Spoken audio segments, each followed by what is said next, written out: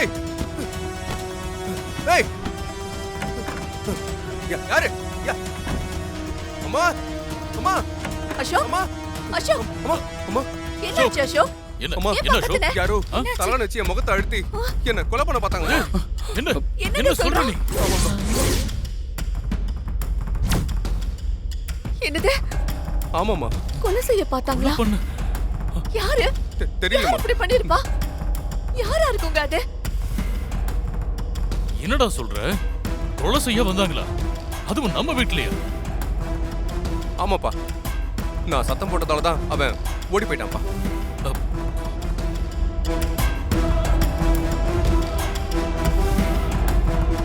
டேய் விஷா, முதல்ல போலீஸ்க்கு ஃபோன் பண்ணி இந்த விஷயத்த சொல்லு. ராகவ், இந்த டைம்லலாம் போலீஸ்க்கு ஃபோன் பண்ண வேண்டாம்.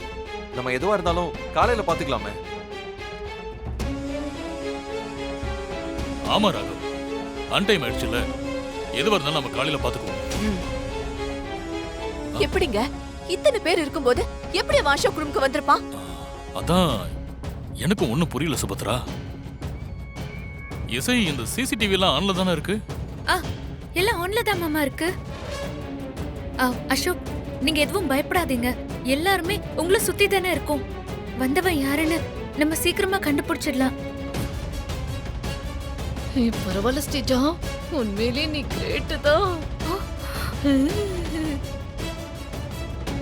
நான் இங்க இருக்கும்போது அசோக் யாரோ கொலை பண்ண பார்த்திருக்காங்கன்னா அது யாரா இருக்கும்?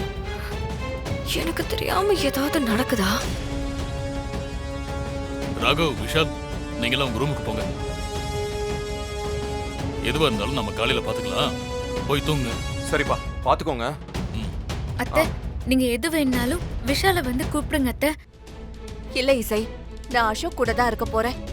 நானும் உன் மாமாவும் அசோக் கூடவே இருந்துக்கிறோம். நீங்க போங்க போங்க. போங்க. வாங்க. நீங்களும் போங்க. வா.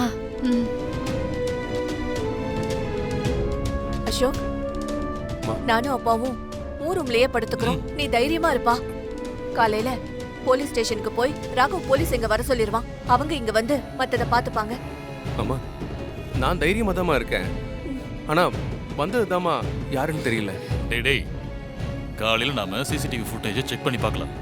இப்போதைக்கு நீ படுத்து ரெஸ்ட் எடு. சுபத்ரா, அவனை தூங்க வை. சரி, வா, நீ உட்கார் உட்கார் உட்கார்.